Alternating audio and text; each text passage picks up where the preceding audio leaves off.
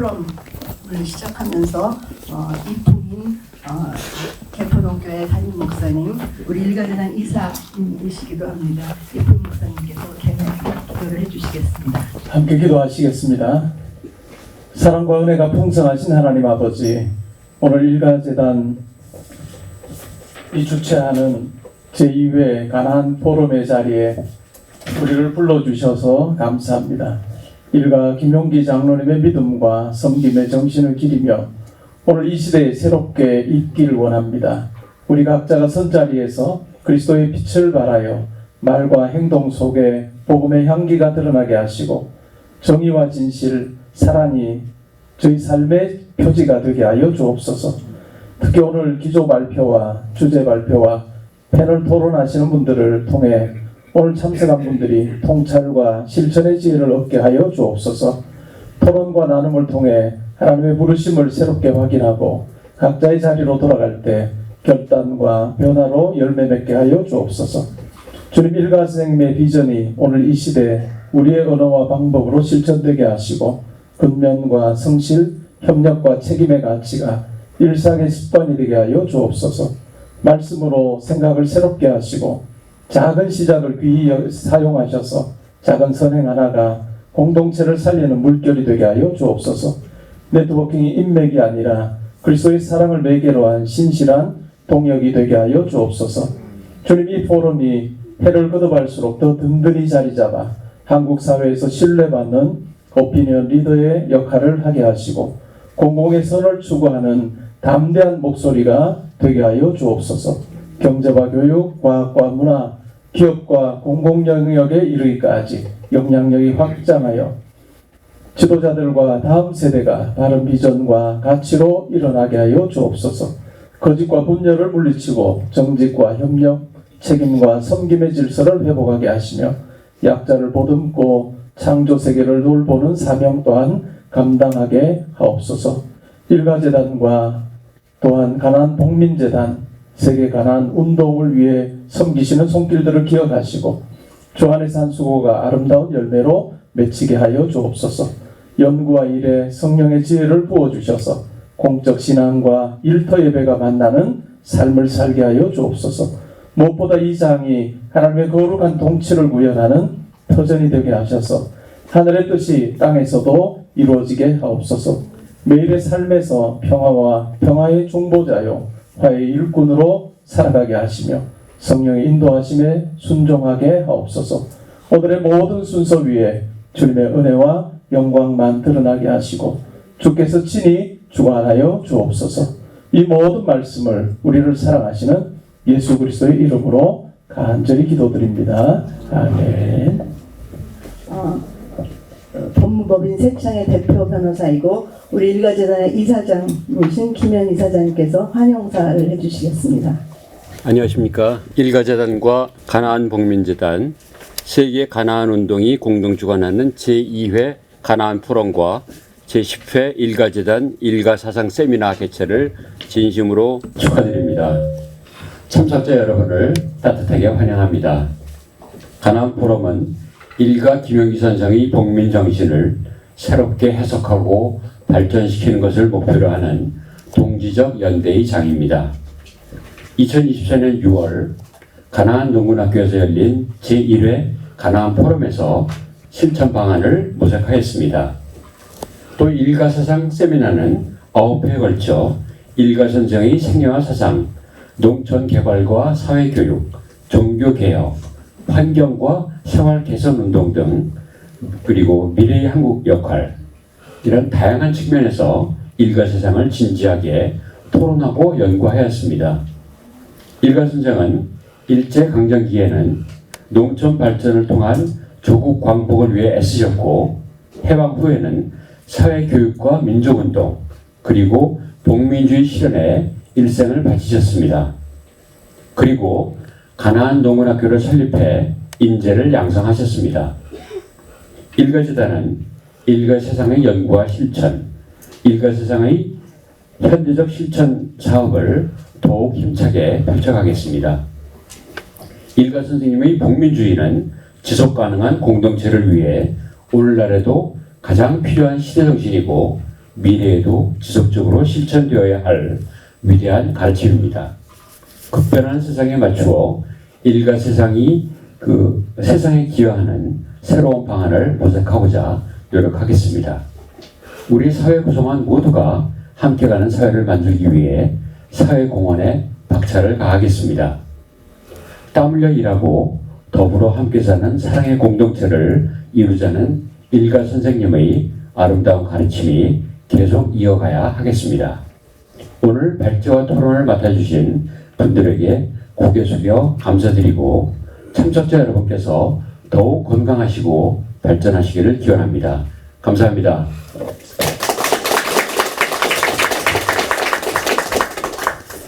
다음 순서는 격려사를 들을 순서인데요. 김상옥 목사님께서 격려사를 해주시겠습니다.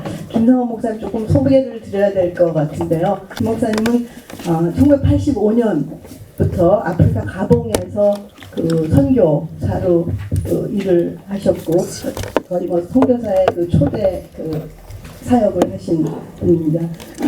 15년간 가봉에서 신학교 설립, 또 목회자 양성, 여러 가지 농촌 개발을 하셨고 2001년에 미얀마에 가나안 농군학교를 설립하셔서 거기에서 또 농업과 공동체 교육, 또 지역사회 개발, 청년과 지도자 양성 등 공동체 발전을 꼭 크게 기여해 오신 분입니다.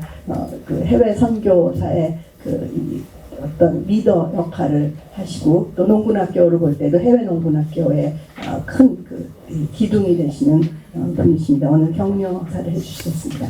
제가 금년에 일가 김용기 장로님의 소천하신 연세와 같은 만 80세 79살을 지나고 있습니다. 일가 선생님의 가르침에 갇히기도 하고 벗어나려고 몸부림했던 저에게 일가의 박변두리에 있던 제게 일가 선생의 문화생이라고 축혀세우고 3분의 격려사를 하라고 하니 솔직히 당황스러웠습니다.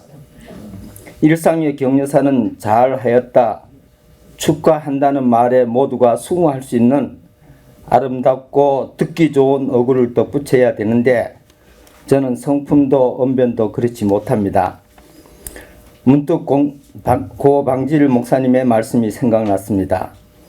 서울 모 교회 축가 행사에 많은 순서 중에 5분의 격려사를 부탁받으셨는데 앞서 하신 유명한 여러분이 긴 시간 미사여구 축사를 다 하시어 당신의 시간은 1분이 남으셨답니다. 그래서 그 1분 격려사 말씀을 저에게 1분 남았으니 감사하게도 제가 할 칭송과 축하의 말씀을 앞서서 여러분이 다 하셨으니 동감이에다 이에 더 할 말이 없소이다 하셨답니다. 저도 이 자리에 오기 전에 김찬란 교수님께 일가 조찬 모임 말씀 모음집 4권을 받아 숙독하기도 하고 속독하기도 하여 지난 일주일 모두 읽었습니다. 지난 30여 년 일가 조찬 모임과 여러 행사에서 일가 선생님과 일과에 대하여 감동적인 모든 분들 말씀에 저도 동감입니다 하고 덧붙임 없이 끝내면 되지 않을까 생각 들기도 합니다. 어떤 추앙받는 선조와 스승이라도 그 가르침을 따르는 후손과 제자가 없으면 유아 독전이 될 뿐입니다. 일가 김용기 장로님이 이렇게 추앙받음도 그 가르침을 따르는 자녀들이 있었고 그 가르침을 기리는 일가회가 있었기 때문일 것입니다. 오늘 포럼에서 일가의 김기석 교수님 기조 말씀과 손녀 대신 김축복님의 주제 발표가 참석하신 여러분 모두들과 함께 저도 몹시 궁금합니다. 이미 제게 주어진 3분이 지나고 있을 것입니다. 멀리 1월산 날에 영양 상천에서 올라왔으니 1분여 더 꼰대 넋두리 하겠으니 용서해 주십시오. 외람되고 죄송한 마음이지만 밴들이 가난한 가족으로 서툴고 어설픈 소의 말씀을 올리려 합니다. 80세대 꼰대로서 수단 생각이 주마등처럼 지나갔습니다. 시간 관계상 세 꼭지 말씀을 나누겠습니다.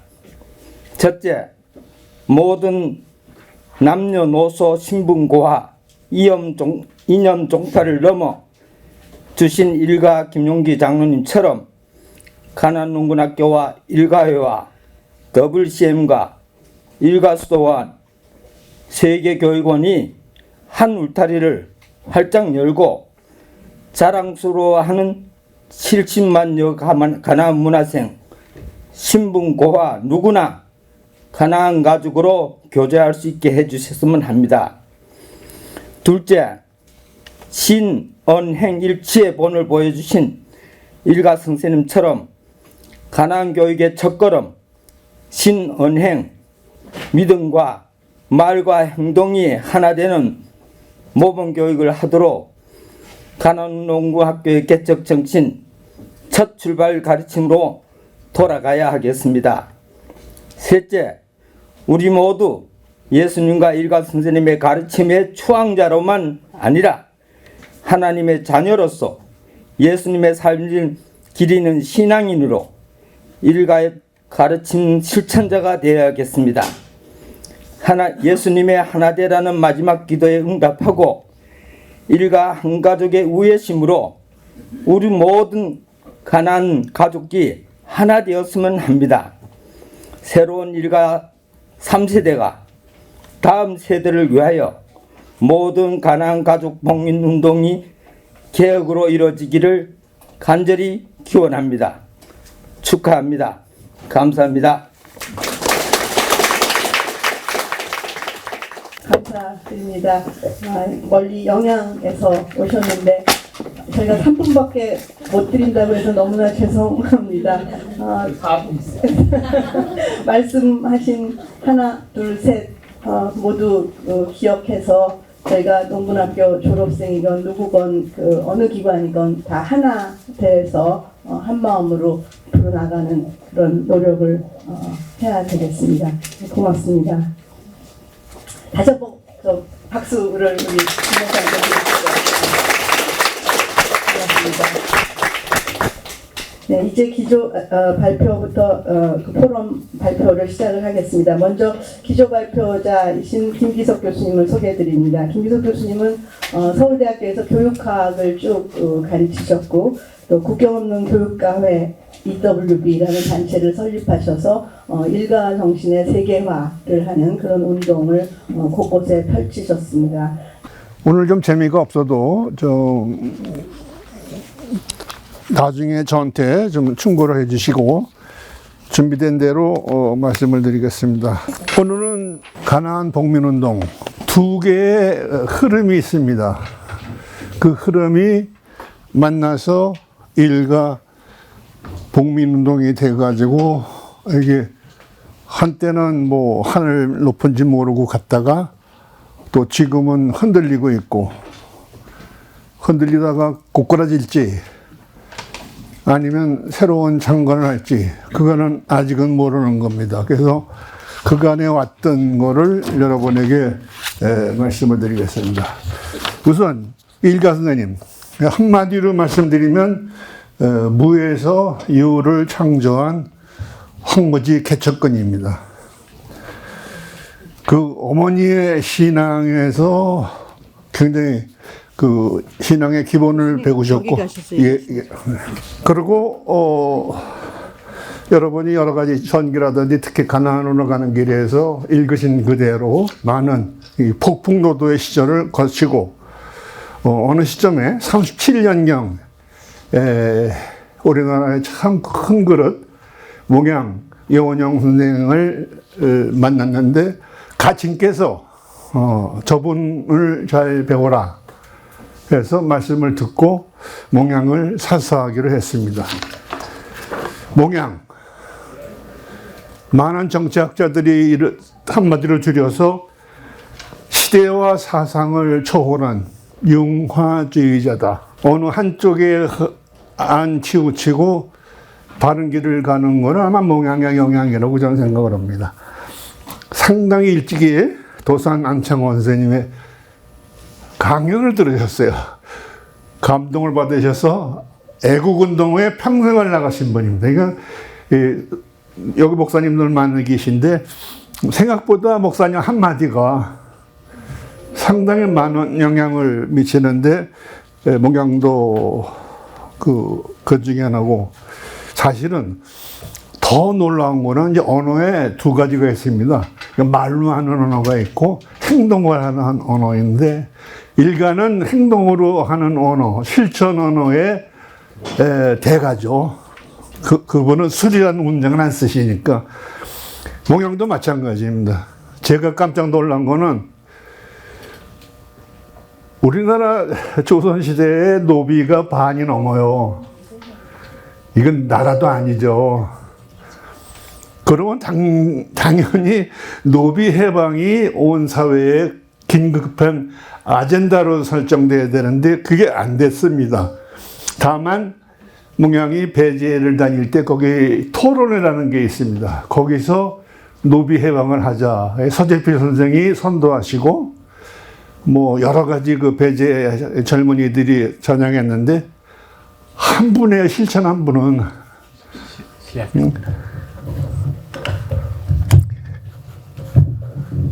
1908년입니다. 탈상을 하셨어요. 어르신이 돌아가셨는데 다 야 애들 다 와라. 그리고 신주이고 뭐고 다 태웠습니다. 지금부터 우리 집은 노비가 없다. 다 양민이다. 이게 혁명이잖아요. 아쉬운 거는 하나의 혁명이라는 게 아쉬운 것이지, 이 혁명을 했다는 분은 몽양 선생이고 그 정신이 몽양의 젊은 제자들, 후배들에게 그냥 펼쳐나갔습니다.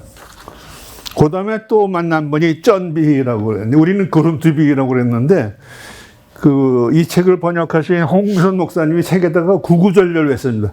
쩐비야, 쩐비. 자기 원어, 그 덴마크의 말로 하면은, 우리는 구름투비라고 했는데, 구름투비의 세계적인 학자가 농군학교 오셨어요. 사진에 나오는 대로. 왼쪽에 계신 어른은 김지자 선생님이시고 우리나라 사회교육의 대가시고, 그 오른쪽에 교수님이 그 당시에 사대 학장이시고, 그리고 이분이 와서 강의를 하시는데, 그러니까 쩐비 사상을 한마디로 해라. 그게 뭐냐?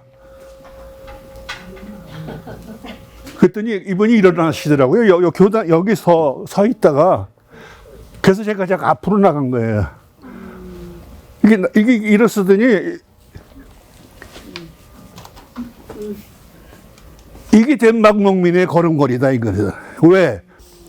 수탈을 당하고 고통을 당하고 가난에 쪄들리고 하니까 이렇게 걷는 건데 이걸 바로 잡으신 거예요. 그게 뭐냐? 고개를 들어라, 어깨를 들어라, 바로. 이게 구르투비의 세상이에요. 복잡한 거 이걸 거 없습니다.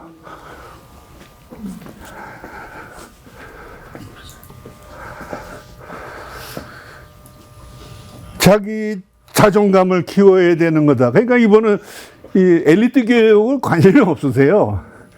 그건 학벌주의자들, 출세하고 돈 벌고라는 거지.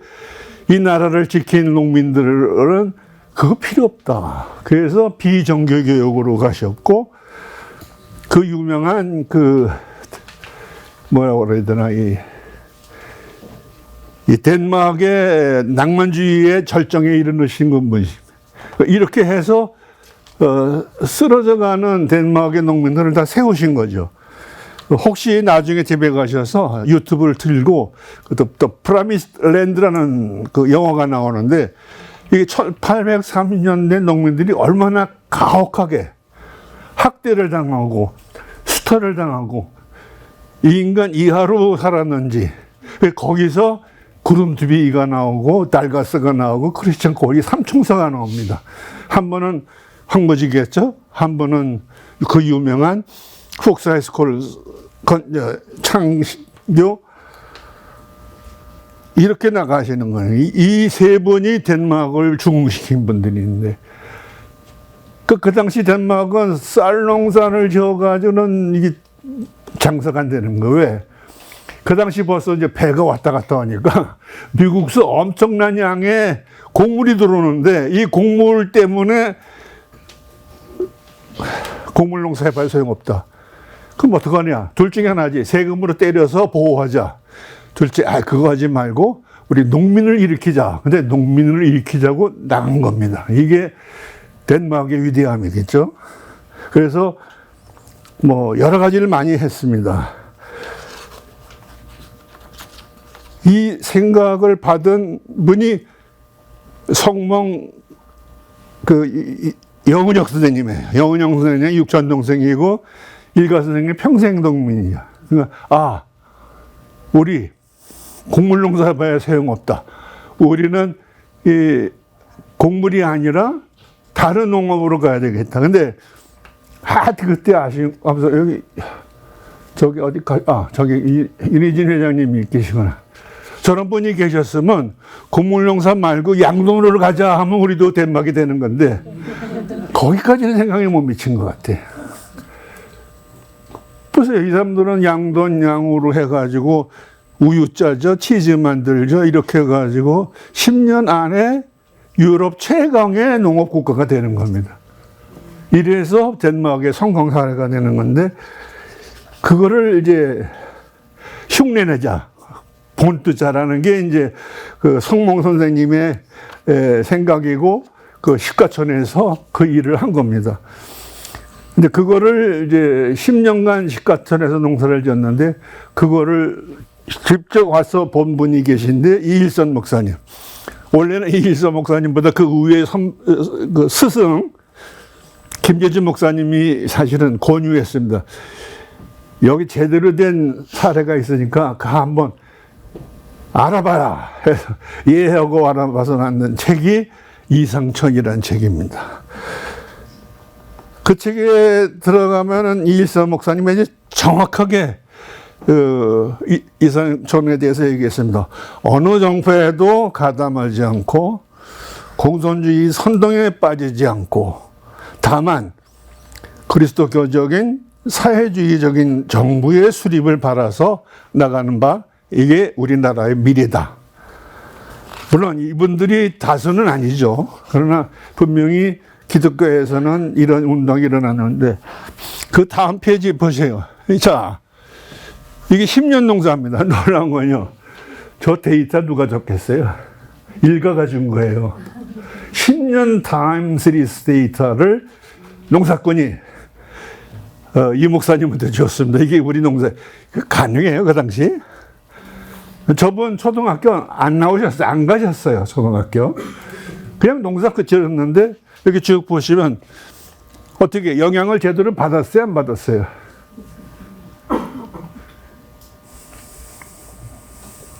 어떤 것 같습니까? 받았죠. 뭐만 합니까? 밑에가 논농사, 두 번째가 밭농사, 3번이 세 번째가 과수농사인데 논농사는 그대로 가는데 밭과 과수농사는 올라가잖아요. 저거는 명백히 덴마크 사례를 보고 혁신을 일으키는 겁니다. 그래서 나온 게 조국이 안심어랍니다. 처음에 내가 글을 쓸 때는 그때 제가 좀 젊었어요. 그래가지고 또 민족주의가 그냥 세가지고 조국이 안심하라는 건 다른 게 아니라 민족 말살 정책 때문에 죽어가는 조국이요 그걸 안심시키겠다라고 생각을 했는데 아닌 거예요. 그걸 보니까 한 손에는 저항민족주의, 또 한 손에는 농촌의 번영이 있었어요. 이 두 개가 같이 가야 됩니다, 사실은. 근데 제가 하나를 못 본 거죠. 몽양과 또 덴마크의 영향을 고려를 넣지 않으니까. 그리고 또 하나 참 특이한 경우가 있는데 옛날에는 이렇게 민족사학이 많았어요. 왜냐면 학교 인가를 안 해주니까. 그러니까 학교를 그냥 꾸려가는 겁니다. 그게 광동학교라든지, 이게 일몽양의 학교고, 그 다음에 일가 선생이 다니는 학교인데, 그거 말고 또 있었어요. 여러분, 소계라는 게 있습니다. 소계. 식민시대 소계가 뭐겠어요? 쫓겨나는 거죠. 덜 못 끄니까, 몽양고생을 덜 못 끄니까, 이분이, 안 되겠다. 그래서 쫓겨간 게 봉안이고, 그 봉안에서 누구와 일을 했겠어요? 일가예요.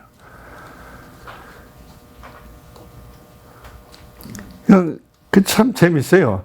그 일가가 가장 진심으로 모시는 제자입니다. 그래서 이분이 속에 갈 때 개동에서 봉안까지 차를 몰고 간 겁니다. 선생님 가십시다.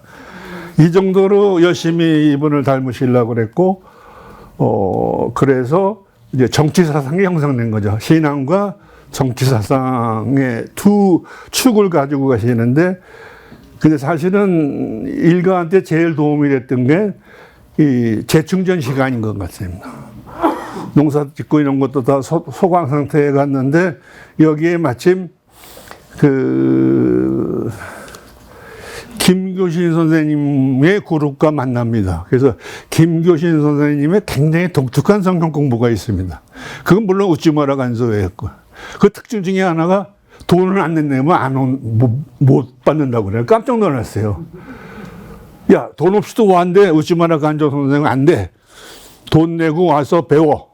이래가지고 아주 간단한 얘기지만 아주 그런 식으로 그분이 제자가 김교실 선생, 함석헌 선생님, 다석 선생님, 유달령 선생님 등등 이분들과 이제 교류를 가지면 사랑방의 성경 공부방이니까. 그 다음에 형제처럼 지는 인물, 박형영 선생님, 상당히 보수적인 신앙이 계시고, 그리고 큰형으로 한경재 목사님, 두 아우가 강원영 목사님, 조영록 목사님. 강원영 목사님이 처음으로 일가는 내 형이야라고 그 커밍아웃 한 시기가 있어요. 일가 장로식 때. 우리가 오시래지도 않았는데, 내가 가서 해야 돼 해서 오셔가더니, 내 형이야. 이 끈끈한 게 있습니다. 가나안 교회가 설립되는데 이번 특징이 김하나 목사님 이 사진 보여요? 네. 거기 김하나 목사님 안 계세요? 저희는 없었습니다. 그때는 아닌가요? 그럼 김찬란 선생님 거기 있어요? 김찬란 선생님 계십니다. 이분들은 교회가 먼저더라고요. 그 돈도 없는데 말이에요. 그리고 또 제일 높은 데로 올라가요. 신림도 가보면 교회가 이렇게 올라가 있는데, 아주 이 언어로 표현된 게 아니라 이 실천과 이 행동으로 표현된 언어가 이분한테는 굉장히 중요한 것 같아요. 그래서 운명의 만남, 박 의장과 일가 선생의 만남인데, 썰이 많아요. 박 의장과 일가 무슨 얘기 했지? 이렇게 했다 저렇게 했다 하는데, 저는 제가 들은 얘기만 하는 겁니다. 예. 오더니 내가 당신 같은 사람을 위해서 향명한 거야. 그래요? 그러면서 그대로 했대요. 그 농문학에서 하는 방식. 기도합시다 기도해가지고 한 30분 했대나 봐요. 그 나중에 왜 그렇게 길게 했으니, 야, 그 국가에서 여기가 왔는데 내가 그동안에 우리 고통스러운 거를 보고할 게 한두 개가 있니? 그 기도로 다 이렇게 설명을 해가지고 기도를 했습니다. 그 다음에 고구마도 그 따님한테 들어보니까 고구마를 8가지. 난 그게 가능한지 모르겠는데 어쨌든 8가지 음식으로 고구마만 대접하고, 그 다음에 마지막에 재밌어요. 박 기자가 그랬대요. 내가 도와줄 게 없어요. 그랬더니, 계엄령 때문에 우리 학생들이 오고 가는 게 힘듭니다. 그러니까 여기만 계엄령 해제해 주십시오. 거기서 해제가 됐답니다. 그래서 교육이 계속이 돼가지고, 이제 이렇게 되면 이 다음부터 이제 농문학교가 되는 거죠.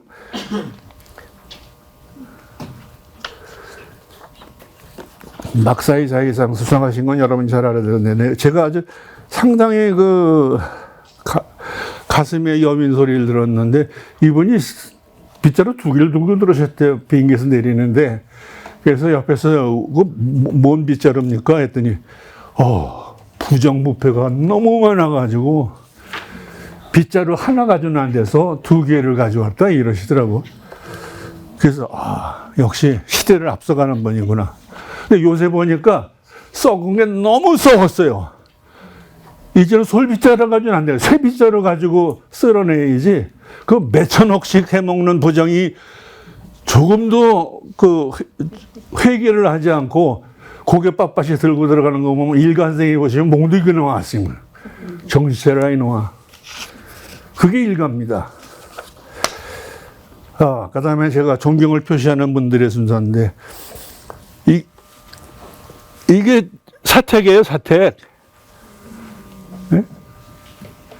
그 동네 옛날에 있었던 그 화전민이 보낸 그 누에 가는 집이에요. 네. 여기서 이름들을 제가 거명하고 싶어서 그래요. 안은영 장로라든지 최초죠. 저분들이 안 계셔서 좀 개척 안 됩니다. 뭐 일군 사령부에서 뭐 불도저 2대가 오고 뭐 추럭이 20대 와도 이명철 박사의 증언에 의하면 이 이후 폭포처럼 학생들이 왔답니다. 그게 이겁니다. 이걸 다 합치면 74년 한 서거전이 폭포처럼 왔고, 그래서 이제 농문학교 소수가 많아지는데, 이제 그 뒤에 보면은 포니정이 또 들어와요. 그래서 포니정에 들어오니까 현대자동차 식구들 다 들어오죠. 또 이렇게 해서 오는데 제 질문은 우선 이거 왜 이렇게 많이 왔냐 했더니 박재난 목사는 청와대 수석이었고 서울농대 교수였는데 자기가 다 그 내용을 자세히 안 되더라. 인기가 대단했답니다. 무슨 인기입니까? 했더니 마음에 쏙쏙 들어가는 말씀을 그렇게 잘해 주셨대요. 예컨대 이제 저가 교육받을 때 우리 97기 동기들 오셨는데 선생님은 어떻게 모르는지 모르지만 내가 보기에는 이분이 우리 주변에서 그 대먹지 않고 우스운 사람들 많잖아요. 이거를 아주 구체적으로 세부적으로 예를 들어버려요. 그러면 배꼽을 잡고 그냥 웃을 거 아니야. 뭐 저런 놈이 다 있나. 하나 생각해보니까 저게 누군가? 나 아니에요. 그러면 엉엉 우는 겁니다. 그 불효자입니다. 뭐 등등 해가지고 이제 사람의 변화가 왔는데, 한동안 또 저희가 피라 사건 때문에 어려움을 거쳤으나 이제 지나가고, 이제 돌아가셨습니다. 근데 하나만 말씀드릴게요. 그때 긴장을 많이 했어요. 아버님, 이 장례를 뭐라고 그럴까요? 했더니 하시는 말씀이 김용기 장로 소천 예배였어요. 그때 저희가 그냥 다 한숨을 쉬었습니다. 만약에 혹시 예지만 김용기 박사 소천 예배라고 했으면 우리 안 올 수가 없잖아요. 안 맞잖아요. 예? 이분이 박사 아니라는 게 아니에요. 박사고 인문학 명예 박사는 저 같은 학문 박사보다 더 귀하다는 거 아는데, 그러나 어르신이 하늘을 가셨을 때 김용기 박사라고 하시는 것보다 장로가 좋지 않습니까? 예. 그래서 이제 잠룡이 우리한테 오는데 이 사람이 미스터 크린이에요. 동남아 최고의 청백리입니다. 그 다음에는 아마 이제 각 파트가 WCM 이 농문학교가 발표할 테니까 하나만 얘기를 할게요. 제가 직접 한 거는, 일세운이라는 겁니다. 일가사상 세계와 브리키나파소에서 여기 한국정어 시든 박 수상자님 또 이분들이 저희가 한 사례를 보고해가지고 지금 유엔의 성공 사례로 등재가 되어 있는 상태고, 이건 확장 가능한 겁니다. 그래서 사실은 저는 개인적으로 하고 싶었던 게 고아와 가부를 환난에서 돌보기라 했는데 됐어요, 이게. 우리 아프리카죠. 우리 성공한 분이 과부인데 자기가 돈을 벌더니 고아를 입양해버린 거예요. 예. 예, 마지막입니다. 한 1분만 주세요. 재창건입니다. 좀 고꾸라질 거를지 알지 잘 모르거나 재창건 쪽에 생각을 합니다. 우선 신림역사공간 복원사업이 2025년에 착수가 됐습니다. 이거는 직접 가나안 동민의 이사장 오명도 박사가 선두에 서가지고 이걸 시작을 했습니다. 이게 재창건의 저는 아주 중요한 그 징조라고 봅니다. 그리고 하나 더 추가하자면 혹시 이제 근로봉사 희생 같은 매력적인 건 어려우니까 뭐 하나 좀 해볼 게 뭐 없을까 했을 때 여러분하고 같이 의논해야 될 겁니다만 저는 먼저 나누기가 좋겠다라는 생각을 합니다. 그래서 거기는 이제 원래는 누가복음 18장 22절입니다만 제가 잘못해서 다른 걸 썼는데 한 가지, 그러니까 모든 걸 다 했어요. 안식일도 지내고 다 했는데 한 가지 당신들에게 부족한 것이 있으니 그거는 내게 있는 것을 다 팔아 가난한 자에게 나누어지라. 이게 우리 일가선생 정신을 이어받아서 따라가야 될 건 아닌가 생각합니다. 죄송합니다. 시간 넘겨서. 예.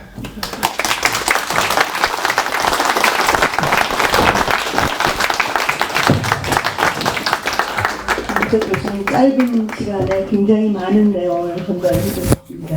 다음 이어서 주제 발표 하겠습니다. 주제 발표를 소개해드리면 김축복 현재 이화여자대학교 기독교학과의 박사과정으로 있습니다. 이제 박사 논문이 배민수 박사를 중심으로 한 예수촌 운동에 대한 내용을 지금 하고 있어서 아직 박사학위를 이제 받기 직전인데 많은 연구를 해서 젊은이의 그 발표를 한번 들어보자 해서 오늘 모셨습니다. 아까 그 우리 김 목사님이 언급을 하셨는데 일가 선생님의 손녀딸이시기도 합니다. 네, 부담을 많이 느끼실 텐데 그냥 이야기라고 생각하고 편하게 발표해 주시기 바랍니다.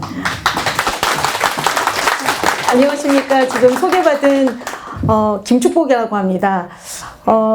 저 아까 이제 노정희 선생님께서 소개해 주실 때 제가 배민수 선생님에 대해서 연구하고 있다고 말씀하셨는데 배민수 선생님과 김용기 선생님을 같이 논문 쓰고 있습니다. 그래서 제가 배민수 선생님과 김용기 선생님에 대한 논문을 쓰게 된 동기는 이제 아시겠지만 1937년 이후에는 농촌운동이 다 끝난 것으로 황민화 시기가 되면서 농촌운동이 다 끝난 것으로 알려져 있어서 이제 역사가들도 37년 이후에는 거의 연구된 것이 없는데 거의 유일하다시피 하게 김용기 선생님과 배민수 목사님 그리고 유재기 목사님이라는 분이 계셨는데 그분은 1950년도에 돌아가시고 그 다음에 강성갑 목사님이라는 분도 계셨는데 그분도 공산주의자로 몰려가지고 50년 이전에 사형당하시는 일이 있었습니다. 그래서 실질적으로 농촌운동이 전개된 부분은 김용기 선생님과 배민수 목사님 정도이기 때문에 제가 배민수 목사님을 소개하게 되었습니다. 그리고 배민수 목사님은 제가 여기다가는 다 자세히 쓰지 않았는데 간단하게 소개를 하자면 그 미북 장로교회 선교사님의 영향을 받아가지고 청남국민학교와 숭실학교 그리고 평양신학교 그다음에 미국의 맥코믹 신학교 북장로교회 선교 대학인 맥코믹 신학교까지 해서 공부를 하신 분이십니다.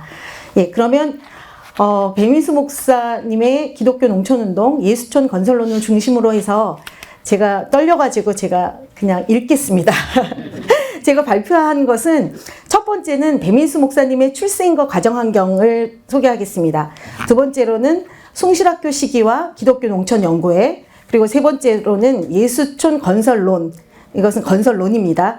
에 대한 그 내용과 의미를 순서대로 발표하겠습니다. 배민수 목사님과 3회 사상 배민수 목사는 일제강점기와 해방기를 거치면서 민족운동과 농촌운동을 일관되게 전개하신 분입니다. 그는 3회 사상, 즉 아까 교수님 말씀하신 대로 그룬투비도 그 3회 사상을 얘기하셨는데 그룬투비의 그 영향을 받으셔서 그 3회 사상을 하셨는데 약간 변형이 있습니다. 원래는 그룬투비 선생님은 하나님 사랑, 땅 사랑, 이웃 사랑을 얘기하셨는데 배민수 선생님은 하나님 사랑, 농촌 사랑, 노동 사랑을 이야기하셨습니다. 그래서 이분은 항일 의식과 기독교 신앙이 결합된 이 3회 사상이 이후 줄곧 농촌운동의 공통된 뿌리가 됩니다. 배민수 목사님의 항일 의식 형성은 어떻게 된 것이냐 하면 1896년 충북 청주에서 태어나셨고 아버지 배창근이라는 분이 계셨는데 그분은 항일 의병으로 활동하신 인물이었습니다. 그래서 배민수 목사는 이러한 아버지의 영향을 받아서 어린 시절부터 강한 민족의식과 신앙을 함께 물려받았고 전통적인 한학 교육을 받은 다음에 외가의 도움으로 성장했습니다.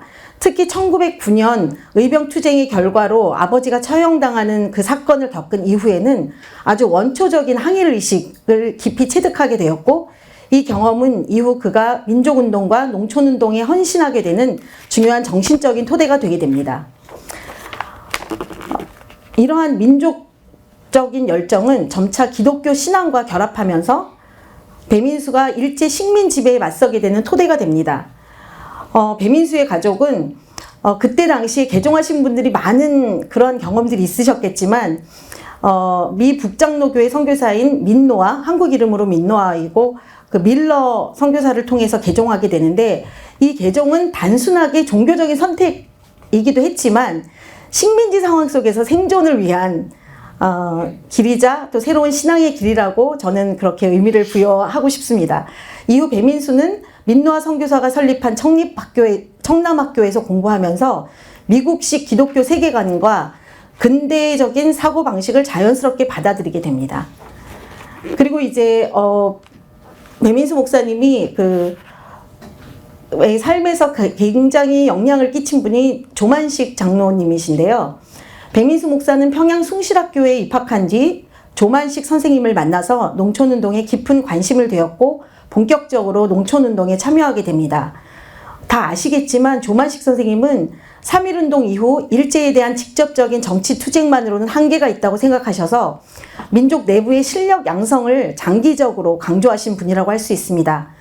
그 조만식 선생님은 평양 YMCA 총무이고 오산학교 교장으로서 서북 지역 기독교 민족주의의 중심에 서 계셨고 기독교계를 중심으로 한 지역 경제와 문화 발전, 실력 양성 운동을 확립시키기 위해서 아주 핵심적인 활동을 하신 분입니다. 이러한 조만식의 문제의식과 실력 양성론이 배민수 선생에게 큰 영향을 주고 농촌을 민족운동의 장기 전략으로 이해하게 됩니다.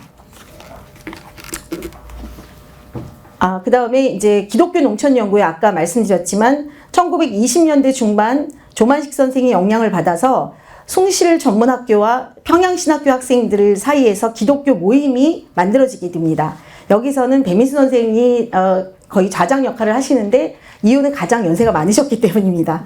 그리고 이 청년들은 당시 이제 조선 국민의 80%가 농민이라는 점에 집중하였고 그것을 농민을 계몽해서 자립에 이르게 하는 것이 민족의 독립과 자유 달성에 가장 효과적인 일이라고 생각하셨기 때문에 이제 그 모임을 시작하게 됩니다. 그리고 1928년이 굉장히 우리나라의 농촌운동에서는 중요한 시점이 되는데요. 그 이유는 아까 김기석 선생님 말씀하셨던 대로 그 덴마크의 영향을 그때를 기점으로 받게 되는데 첫 번째는 한국 지도자들이 예루살렘 국제선교협의회라는 곳에 방문하게 됩니다. 그리고 그곳에 가서 이제는 개인 구령에만 집중할 것이 아니라 이제 기독교가 사회에 굉장히 어려운 사람들을 돌아보고 기독교의 사회화를 실제화시켜야 된다는 그러한 관심을 갖게 되고 두 번째로는 그 시찰을 한 다음에 덴마크로 가가지고 덴마크의 농촌을 시찰하게 되면서 이 두 가지가 이제 한국에 영향을 미치게 됩니다. 그래서 1928년 이후에 장로교단에서도 농촌운동을 시작하게 되고 YWCA, 감리교, 농촌운동을 그때부터 본격적으로 시작하게 됩니다. 그리고 이러한 분위기 속에서 배민수 선생은 그때 이제 기독교 농촌연구회를 실질적인 조직을 하게 됩니다. 이 모임은 농촌 문제를 연구하고 기독교적인 농촌 사업을 추진하고 농촌 지도자를 길러내는 그래서 농촌에서 실질적인 일을 해보겠다는 그런 목표를 가지고 최종적인 꿈은 예수촌을 건립하겠다라는 그런 목적으로 만든 것이었습니다. 그리고 이제 이분들의 그 사상은 기독주의라는 것을 강조하고 있는데요. 여기서 이제 기독주의라는 것은 자본주의 이익만을 쫓는 그런 물질주의를 비판하고, 동시에 그때 당시에 이제 사회주의 사상이 우리나라에 도입돼가지고 굉장히 탈기독교하고 탈청년들이 이제 민족의 해방을 위해서는 기독교가 아닌 다른 방식으로 해봐야겠다 해서 이제 사회주의에 경도되는 그 시점이었기 때문에 이제 이분들은 한국 기독교회에서 농촌운동을 하게 된 것도 그런 도전에 응전하기 위한 방법이기도 했거든요. 그래서 이제 동시에 마르크스주의 유물론도 넘어보려는, 그러니까 그러니까 물질주의와 그 유물론을 다 넘어서려는 노력으로 이제 그 새로운 길을 제시하려고 했던 노력으로 보입니다. 그 다음에 이제 여기서 얘기하는 예수촌 건설론의 비전은, 이제 1933년, 그러니까 보통 저희가 1937년을 기점으로 해서 농촌운동이 다 끝났다고 얘기했을 때, 37년에 이제 그 예수촌 건설론에 대한 구체적인 그 제시를 하게 됩니다. 그래서 예수촌은 예수의 정신대로 살아가는 자립적 기독교 농촌 공동체, 곧 지상천국으로서의 이상촌을 이야기합니다. 배민수 목사님도 당시에 조선 농촌에 대해서 굉장히 종말론적인 관점으로 조선의 현실을 지옥에 비유했지만, 그냥 그 말세론적 신앙촌, 그러니까 그냥 말세기 때문에 우리가 모여서 우리끼리 살아보자가 아닌 빈민 구제와 복음 전파를 목표로 하는 아주 현실적인 대안으로서의 예수촌을 구상한 것입니다. 그래서 1935년에 구체적으로 제시된 예수촌의 핵심은 이윤 추구의 자본주의 경제 제도와 개인의 소유욕에서 벗어나 경제적 배분 정의가 실현되는 자립적 경제 생활을 의미하는 것입니다. 그 다음에 이제 그 예수촌가 뒤에 말씀드리기 전에 실질적으로 예수촌은 구현을 노력했으나 건설론으로 끝나게 됩니다. 그것을 실현하게 된 것은 실질적으로는 이제 그 김용기 선생님의 이상촌에서 실질적으로 구현된 것이고요. 이것들은 계속 그 함께 모여서 어떻게 하면 그 지상천국을 이 땅에 이루어 볼 것인가 해서 계속 그 토론을 벌이고 이것을 이제 제시한 것인데요. 여기서 이해하는 것은, 그러니까 그 이상촌 같은 경우는 10가촌으로 이루어졌는데 여기에서는 100가구를 이야기하고 있습니다. 그래서 100가구가 함께 모여 사는 이상적인 농촌 마을의 모델입니다. 그래서 한 집당 5, 6천 평 정도의 땅을 직접 소유해서 스스로 농사 짓고 틈틈이 부업도 해서 먹고 살 수 있는 그러한 꿈을 꾸었습니다. 두 번째는 아까도 얘기했지만 배분의 정의를 이야기했기 때문에 협동조합의 문제로 경제 문제를 함께 풀어나가기를 원했습니다. 그래서 물건을 함께 구매하는 소비조합, 돈을 함께 빌려주고 받는 신용협동조합, 또 농산물을 함께 공동 구매하는 구매 이용조합 등을 만들어서 한 집이 아니라 마을 전체가, 아까 얘기했던 100가구가 함께 팀처럼 움직이도록 하는 그것을 목표로 했고요. 그때 연소득 600원을 여긴 안 써있구나. 600원을 목표로 했다고 하는데 그 600원을 지금 현재로 환산해 보니까 3천만 원에서 3,600만 원 정도를 한 가구당 그 목표로 삼았다고 합니다. 그리고 여기서 또 하나는 신앙과 신앙교육, 생활시설이 한 세트로 이렇게 만들어져 있는 완결된 마을입니다. 온 사람이 함께 교회 나가고 아이들은 의무 교육을 받고 또 마을 안에서 목욕탕, 이발소, 가게 같은 기본 생활이 아주 균형 있게 자리 잡은 그런 것을 한꺼번에 해결할 수 있는 그런 동네가 예수촌 마을을 이야기합니다. 그 다음에 이제 또 하나는 조직적인 협동생활과 일교회, 일조합입니다. 배민수 선생님은 아까도 말씀드렸지만 폭력혁명이나 이윤을 쫓는 자본주의 대신 교회를 중심으로 한 기독교 협동조합이 그리스도의 사랑과 협동으로 가난을 이길 수 있는 지름길이라고 여겼습니다.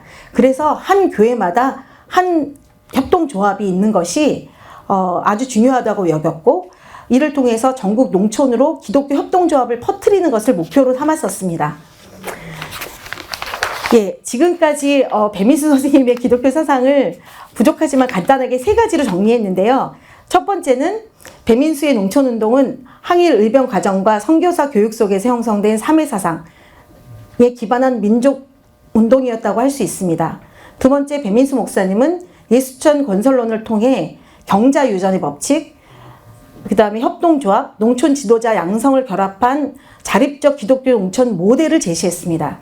세 번째는 이러한 구상은 다른 방법이 아니라 그리스도의 사랑과 조직적 협동을 통해 농촌을 변화시키려 한 기독교 농촌 개혁 구상으로 평가할 수 있겠습니다. 이상 발표를 마치겠습니다. 감사합니다. 발표 고맙습니다. 이제 이 주제 발표에 대해서 패널 토론이 있겠는데요. 토론자들을 소개를 해드리겠습니다. 박창균 교수님, 서경대학교 명예교수로 계신데요. 박창균 교수님은 수학자이면서 철학자이십니다. 한국 논리학회 회장도 하시고 또 한국 기독교 철학회 회장도 하신 분입니다. 네. 그다음에 또 다른 토론자는 권민수 노기아 파메어의 대표입니다. 우리 일가재단의 제11회 청년일가상을 박영민 대표하고 같이 공동으로 수상한 수상자입니다.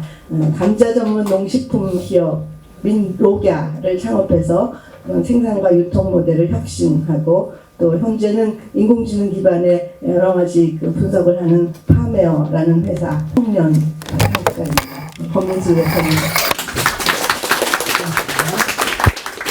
네, 세 번째 토론자는 박진숙 우모자 대표인데요. 난민 아동 장학 모임으로 알고 있습니다. 박진숙 대표는 일가재단의 7회 제7회 청년일가상을 남편이신 김종철 공익법인 어필 대표하고 같이 공동 수상자이십니다. 쭉 아프리카 난민들을 위한 그런 사역을 두 부부가 쭉 해오신 그런 분입니다. 네, 많은 박수.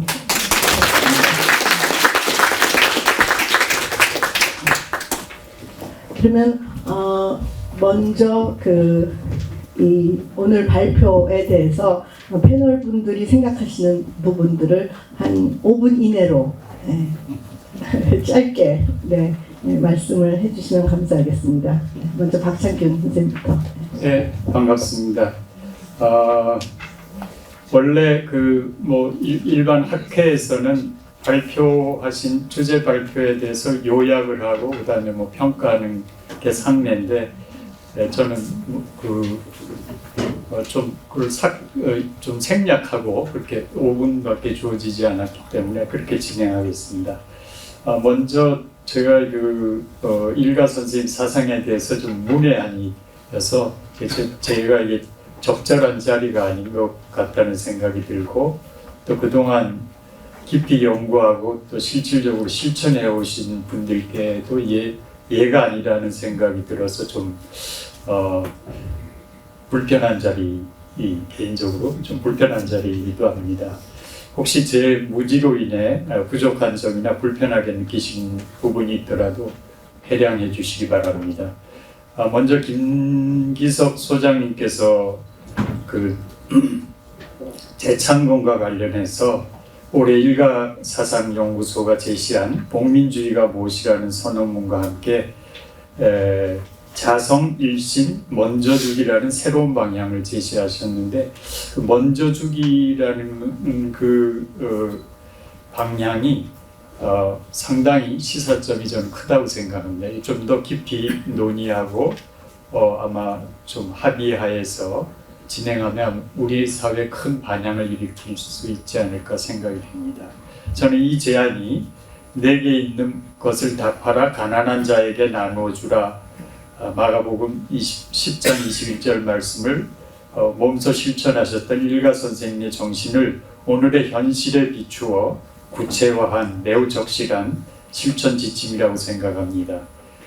상식적인 개인주의나 이기주의를 넘어서 자기중심주의로 팽배해 있는 오늘의 사회에서 이 가르침을 적용한다는 것은 분명히 쉽지 않은 도전적인 과제일 것입니다. 그러나 지난 6월 선언문에서 지적된 바와 같이 사회 전반에 스며든 이기주의를 극복하고 불평등과 격차를 해소하여 정의로운 공동체를 만들라는 일가 선생님의 유훈을 실천하기 위해서는 필요 조건이 아닌가 그렇게 생각합니다. 김축복 연구원님의 그 배민수 목사님의 기독교 농촌운동, 예수촌 건설을 중심으로도 같은 문제 의식에서 재조명될 수 있다고 생각합니다. 예수촌 공동체가 자본주의적 이윤 추구와 사적 소유 욕망을 절제하고 어떤 그 표준적 물질 생활과 정신적 상호 부조적 경제를 지향하는 기독교적 이상 공동체였는데, 이 기독교적 이상촌이었는데, 저는 이것이 먼저 줄이라는 제안과 함께 그 상호 연결돼 있고, 이것이 그 좀 더 깊이 있게 논의되면 좋겠다는 생각이 들었습니다. 그러나 오늘 우리가 처한 시대적 조건은 과거와 크게 다릅니다. 국민 다수가 농업에 종사하던 시대는 지나갔고 농업 인구는 급격히 감소되었으며 사회는 고도로 정보화되었고 공동체보다 개인이 우선시되는 분위기가 팽배해졌습니다. 노동의 수고보다는 쉼을 권하는 문화도 퍼져 있습니다. 그렇다고 해서 복민 사상이 시대적 한계에 갇혀 있다고 보지는 않습니다. 복민 사상이 지닌 보편적 가치는 여전히 유효하며, 저는 그 하나님과 이웃사랑, 땅사랑에서 믿지 않는 분들이 하나님 사랑에 대해서 의문을 제기할지 모르지만 적어도 이웃사랑과 땅사랑은 굉장히 보편적 가치로 받아들여질 수 있다고 보고요. 그러나 제 개인적으로는 하나님 사랑 없는 이웃사랑과 땅사랑이 한계가 있다. 저 개인적으로는 그렇게 생각하고 있습니다. 어쨌든 그 복민 사상이 지닌 보편적 가치는 여전히 유효하며 중요한 문제는 이러한 조건 속에서 복민 사상과 복민 운동을 어떻게 새롭게 해석하고 실천하는 것일까 하는 점일 것인데요. 오늘 소장님의 발표는 이에 대한 큰 방향을 제시해 주셨다고 생각합니다. 이 새롭게 해석하는 데 있어서 저는 그 우리나라에도 잘 알려진 마이클 샌델의 그 공동체주의가 상당히 시사하는 바가 크다고 생각합니다.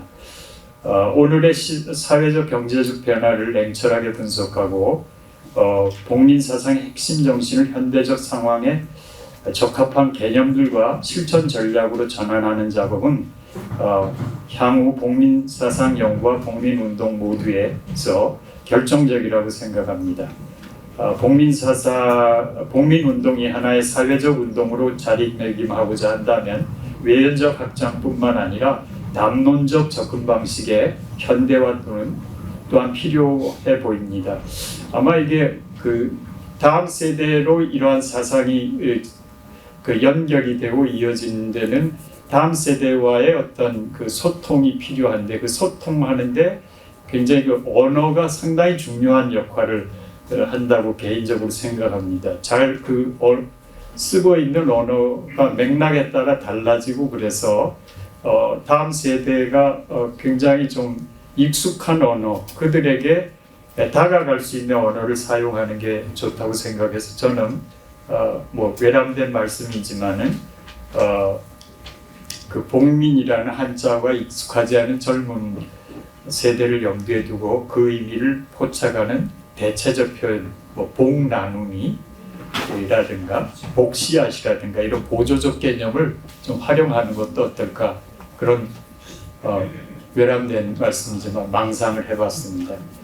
다시 한번 깊은 깨달음을 주신 두 분 발표에 감사드리고, 일가재단이 계획하고 추진하시는 일들이 일가 정신을 더욱 꽃피우고 우리 사회에 희망을 주며 큰 울림이 되는 귀한 발걸음이 되기를 진심으로 기대합니다. 감사합니다. 고맙습니다. 네, 잘 맞추셨습니다. 네. 마이크 자연스럽게 권민수 대표에 넘어갔습니다. 반갑습니다. 네. 저도 어쩌면은 박찬근 교수님께서 말씀하신 것과 같이 제가 이렇게 위대한 업적과 그 다음에 두 분의 그 발표에 어떤 의견을 드릴지 좀 조심스럽긴 한데요. 그리고 제가 몇 안 되는 곳 중에 불러주시면 무조건 가야 되는 곳이 있습니다. 한 3개 정도 되는데 그 중에 이제 한 곳이기 때문에 어쨌든 제가 부족하지만 좀 자료를 준비해봤습니다. 그래서 저는 우리 김기섭 소장님께서 말씀하신 것을 들어보면서 어쩌면 지금 우리 농업 농촌을 유지하고 있는 형태들이 많은 것들이 우리 일가 선생님께서 미리 만드셨던 것들을 바탕으로 했구나. 그래서 되게 좋은 영감을 좀 얻었습니다. 그래서 저는 현대 사회에서 국민 정신의 의미와 실천에 대해서 좀 말씀을 드리고 싶은데요. 오늘 그 발표를 들으면서 국민운동이 단순한 역사적 경험이 아니라 오늘 우리에게 매우 현실적인 질문을 던지는 사상임을 깊이 느꼈습니다. 근로, 봉사, 희생의 정신을 바탕으로 한 일가 선생님의 복민주의는 오늘날 자성, 일신, 먼저 주기라는 새로운 과제를 우리에게 다시 던져주고 있습니다. 김기석 소장님께서 제시하신 복민운동의 형성과 재창건의 흐름, 그리고 김축복님이 설명하신 예수촌운동의 역사적 맥락은 시대적 배경은 다르지만 본질적인 문제는 지금도 여전히 유효하다는 사실을 일깨워 주었습니다. 저는 농산물 유통과 가격 예측 기술을 다루는 일을 하고 있습니다. 대한민국의 농업은 여전히 소농 중심이며 가격 변동성이라는 불확실성 속에서 많은 농가가 자립을 위한 지속 가능한 구조를 갖추지 못한 채 고군분투하고 있습니다. 이러한 현실 속에서 제가 일가 정신을 가장 강하게 체감하는 지점은 복민주의가 결국 일을 통해 사람을 일으키는 운동이라는 점입니다. 농업이든 기술이든 제 경험에 비추어 보면 사람은 도움을 받아서가 아니라 스스로 문제를 해결해 본 경험을 통해 비로소 자립합니다. 이는 일가 선생님이 강조하셨던 일하기 싫으면 먹지도 말라는 엄중한 가르침과도 맞닿아 있습니다. 기업을 운영하며 청년 농업인, 지역 소상공인, 개발자들과 함께 일하다 보면 자립이라는 말이 단순한 경제적 독립을 의미하지 않는다는 것을 절감합니다. 스스로의 일을 이해하고 의사결정을 주도하고 실패해도 다시 시도하는 힘을 갖는 것이 진정한 자립이며 이것이 바로 복민정신이 말하는 인간 회복의 과정이라고 생각합니다. 이러한 관점에서 보면 배민수 목사가 예수촌을 통해 꿈꾸었던 표준적 물질생활 그리고 협동과 신앙을 기반으로 한 공동체의 재건은 오늘의 시대에도 충분히 다시 해석될 수 있습니다. 오늘 우리는 기술발전 도시중심 사회, 공동체의 약화, 청년층의 단절이라는 새로운 도전에 직면해 있습니다. 많은 사람들이 연결되어 있으나 실제로는 더욱 멀어진 시대입니다. 저는 이러한 환경 속에서 복민주의가 다시 빛을 발할 수 있다고 생각합니다. 복민정신은 과거의 농촌 문제 해결에만 머무르지 않고 지금 우리가 직면한 사회적 불평등, 일의 가치 상실, 청년의 미래 불안, 공동체 붕괴라는 현실적 문제의 새로운 방향을 제시할 수 있습니다. 특히 저는 먼저 주기라는 가르침이 그 어느 때보다 중요한 시대를 살고 있다고 느낍니다. 기술과 자본이 사람보다 앞서가는 시대일수록 먼저 주는 사람, 먼저 손을 내미는 공동체, 먼저 책임지는 기업이 필요합니다. 복민운동은 그 출발점에서부터 이웃과 공동체의 회복, 인간 존엄의 회복을 중심으로 두고 있었고 이것이야말로 오늘 우리가 다시 새겨야 할 가치라고 생각합니다. 마지막으로 일가 선생님의 삶과 가르침은 이상이 아니라 실천을 통해 증명된 것이었습니다. 봉안 이상촌, 가나안 농군학교, 그리고 수많은 후학과 제자들이 그 증거입니다. 저 역시 작은 기업을 운영하는 사람으로서 국민정신을 현대적 사업 모델과 기술 안에서 어떻게 실천할 수 있을지 항상 고민하겠습니다. 일가 선생님께서 보여주신 그 길처럼 나 혼자가 아닌 함께 살아가는 공동체를 세우는 데 기여하는 기업이 되고자 합니다. 오늘 이 자리가 일가 정신을 다시 배우고 오늘의 언어로 새롭게 해석하는 계기가 되기를 바랍니다. 그리고 그 정신이 앞으로의 100년을 열어가는 데 중요한 밑거름이 되기를 기대합니다. 감사합니다. 고맙습니다.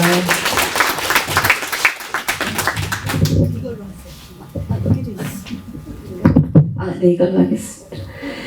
네, 저는 박진숙이라고 합니다.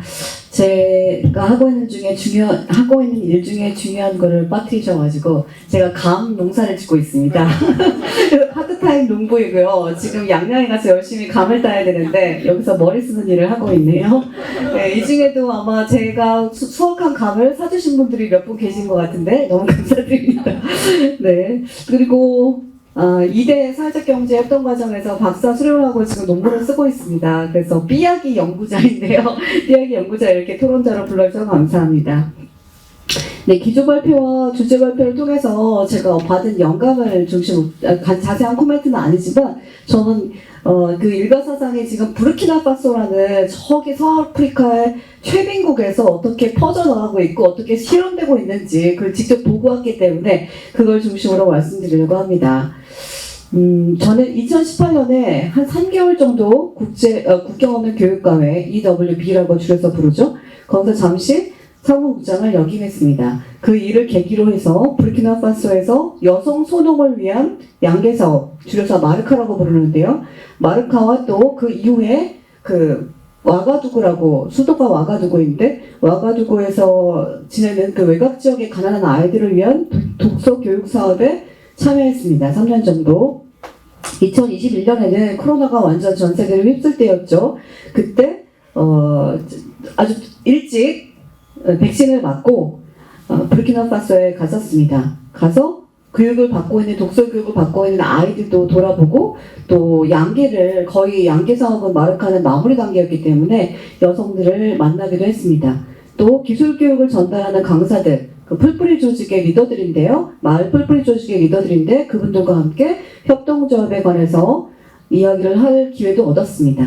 그 강의를 했지만 제가 강의라는 것을 제가 직접 일방적으로 전달하는 강의는 아니었고 소셜 미션을 같이 세워보는 그런 형태였어요. 소셜 미션을 각자 세워보고 우리에게 무슨 목표가 필요한가, 그 목표를 이루려면 어떻게 해야 되는가 얘기 나누고 발표하는 그런 시간이었습니다.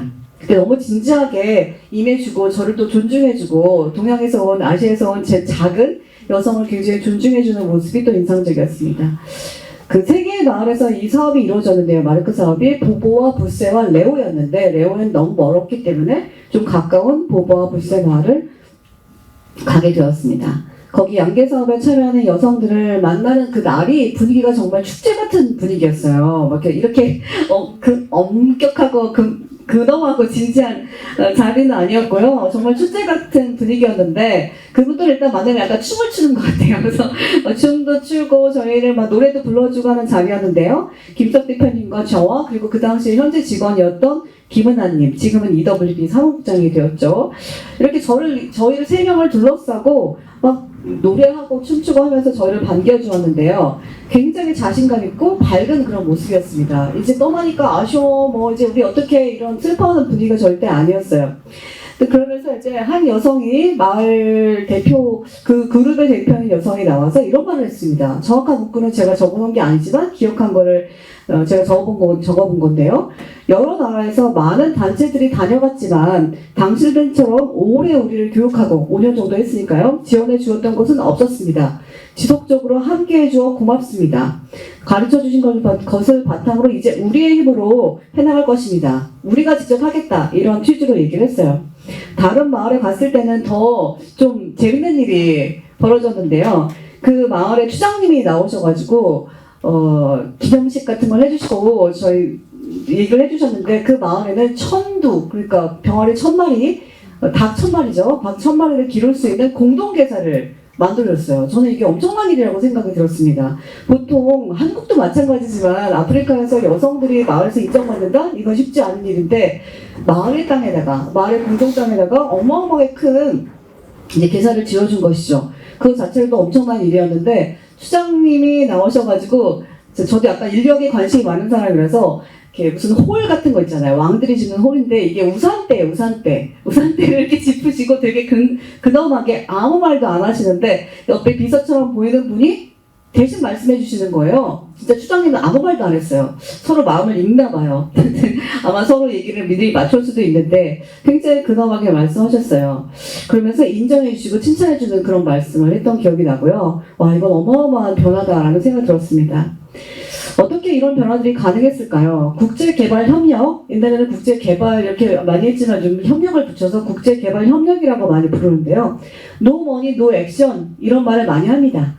공공연한 비밀 같은 말인데 돈이 없으면 움직이지 않는다는 말이에요. 돈이 없으면 아무것도 안 된다는 말인데요.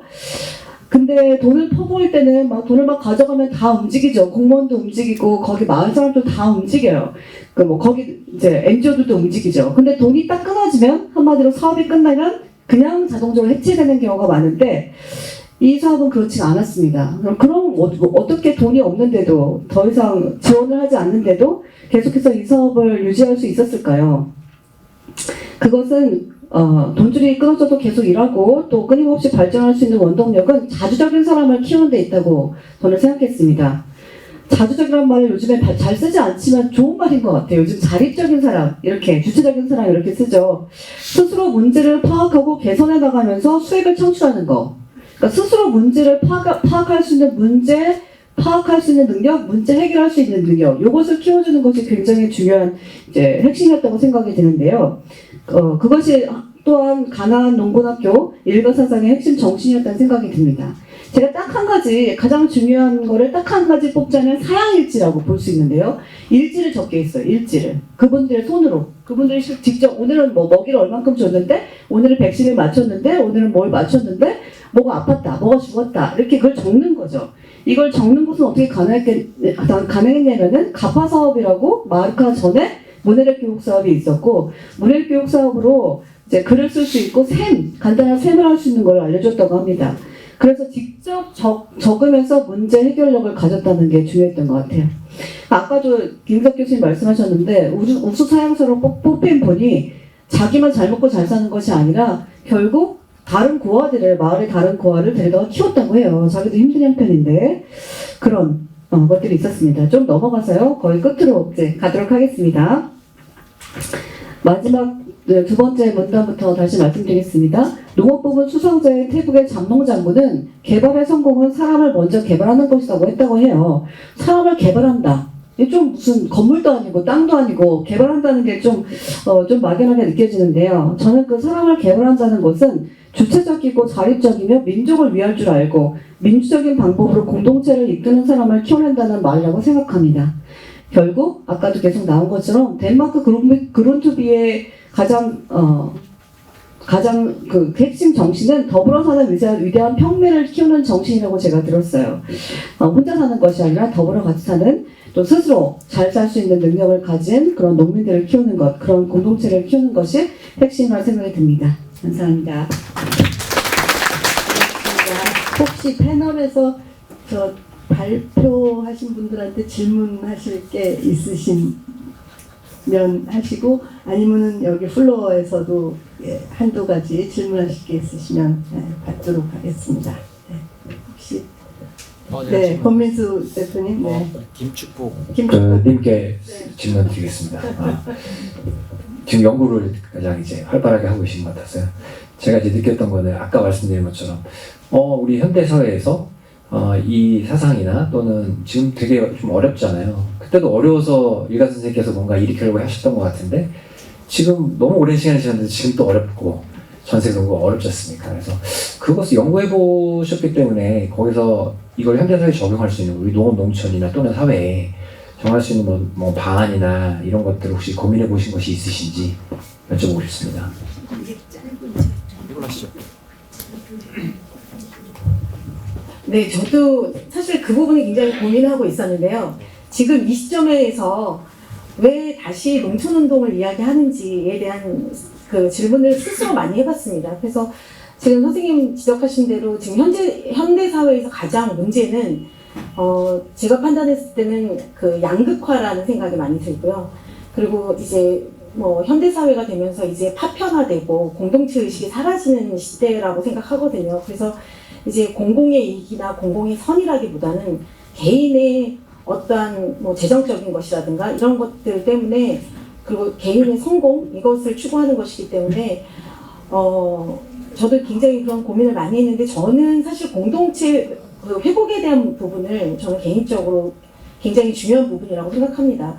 그래서 뭐 아까도 먼저 주기 또 공동체 회복 그다음에 주체적인 자아가 형성되는 것이 결국 자신을 위한 것이 아니라 그것을 확대하다 보면 이것이 주체적인 공동체가 될 수 있지 않을까라는 생각을 좀 해보았습니다. 네, 고맙습니다. 플로어에서 질문하실 분 있으신가요? 송 목사님.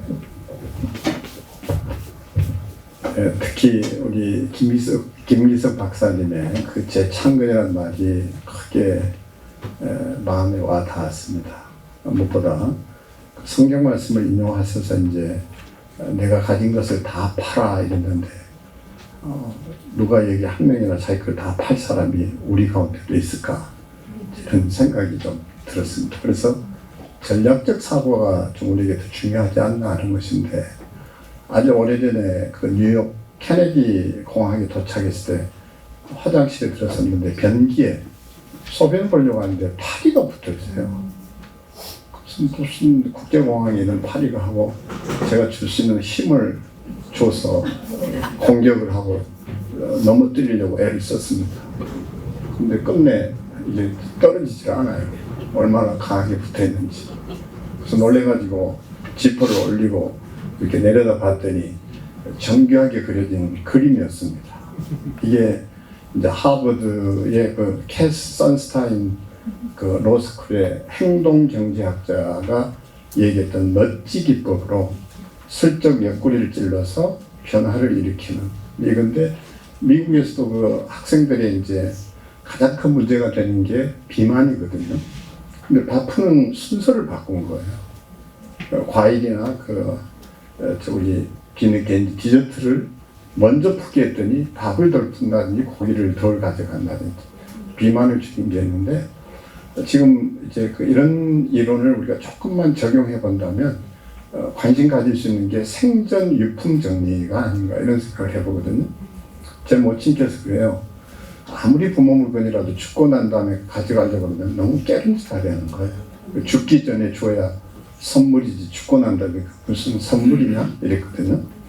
그런 점에서 국민운동이 되려고 하면 아주 헌신된 소수가 아니라 멋지기법을 좀 이용해서 내가 살아있을 생전에 이게 폐품 처리, 실제 부모 물건도 다 거절하거든요. 일본은 이게 2조 원 시장이라고 그래요. 이런 것을 우리가 관심을 가지게 되면 지금 말씀하신 재창건에 나눠준 운동을 전혀 다른 방법으로 전 국민으로 확산시킬 수 있지 않을까 하는 이런 생각이 좀 개인적으로 들었습니다. 두 번째는 우리 박창균 교수님의 이제 발표에 공감하는 바가 많은데 최근에 그 BBC가 선정한 세계에서 주목할 여성 백인 가운데 박수빈이라는 한국 자매가 뽑혔습니다. 장애자예요. 근데 그 캠페인이 아닌 그 단체 이름이 계단 뿌셔 클럽입니다. 계단 뿌셔라. 너무 직관적이고 이게 사람들에게 바로 와닿는 제목이거든요.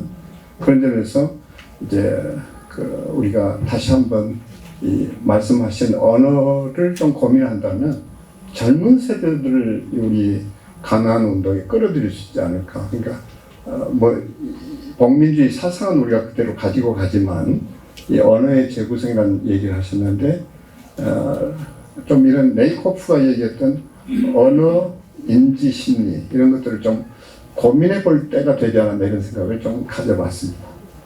고맙습니다. 고맙습니다. 지적하신 대로 젊은 언어를 써서 젊은 세대로 다가가는 그런 것과 또 우리가 유중운동은 생각했는데 생전에 유품 정리하는 생각은 못했는데 그런 것들도 좋은 먼저 주기에 그게 될 수 있을 것 같습니다. 아주 짧게 마지막으로 그럼 한 분의 코멘트만 듣도록 하겠습니다.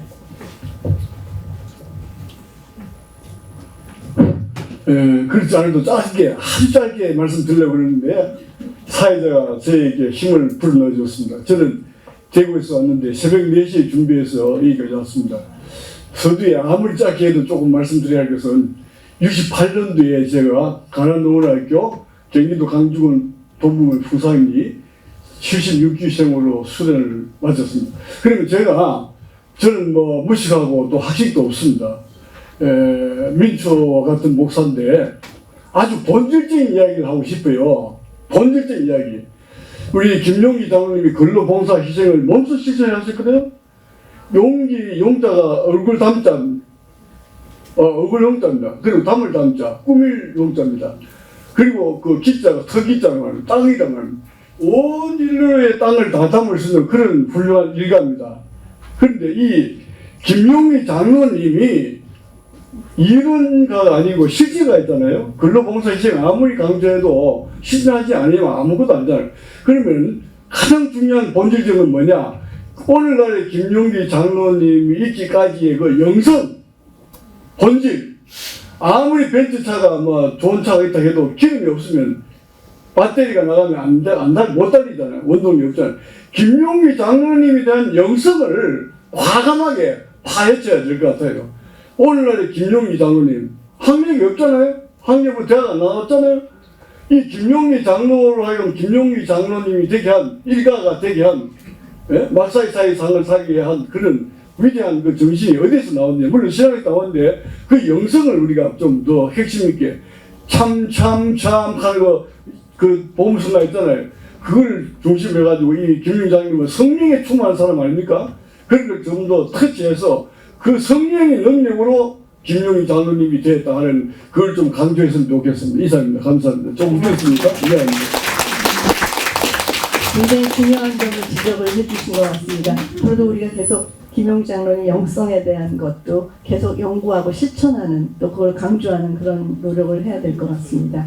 네, 아까 김기석 교수님 얘기하실 때 이제 쭉 발표하시면서 복민주의가 무엇인가 이렇게 굉장히 다양한 해석이 가능하고 한데 그거를 여기 여러분들 자료집에 18페이지에 그거를 정리를 가장 최근에 그 정리된 내용이 있습니다. 그거를 참고를 해주시고 이것을 이제 현재에 맞게 어떻게 우리가 실천할 것인가를 함께 고민해 주시는 그런 자리가 오늘 된 걸로 생각합니다. 네. 마음 같아서는 여기 복민회 가도 같이 부르고 가면 좋겠지만 시간 관계상 여기에서 그만하는 걸로 하고요. 마지막으로 폐회 기도를 우리 송기론 목사님 하이패밀리 대표이시고 올해 일가상 하이패밀리 수상을 하신 목사님께 부탁드립니다. 하늘에 계신 우리 아버지, 이제 우리 김용기 장로님은 조국을 안심시키려 했었는데 지금은 조국을 걱정시키고 있는 현실 앞에 가슴 아프고 먹먹해질 때 있습니다. 배고픈 시절에 간절함이 사라졌습니다. 우리에게 그 간절함을 주시기를 구합니다. 물 위를 걷는 것만이 기적이 아니라 땅 위를 바르게 걷는 것도 기적임을 저희 후손들이 알게 하옵소서. 주먹진 다짐보다 충실한 일상이 더 낫다는 것도 깨닫는 이 자리 되게 해주셔서 감사합니다. 김용기 장로님의 그 DNA가 우리의 삶의 DNA 되게 해 주옵소서. 남은 순서도 주께 의탁하옵고 우리 주 예수 그리스도의 이름으로 기도하옵나이다. 아멘. 감사합니다. 1부 순서는 이것으로 마치도록 하겠습니다. 2부에서는 이제 각